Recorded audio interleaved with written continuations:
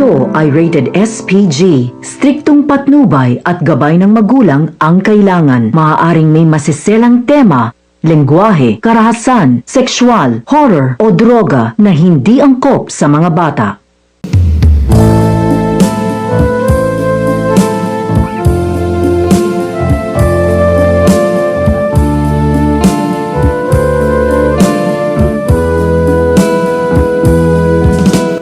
Matagutlo nga natunas yan sa tagsa ka mga dughan. Mga kasakit o kasubo nga imong ginapasan.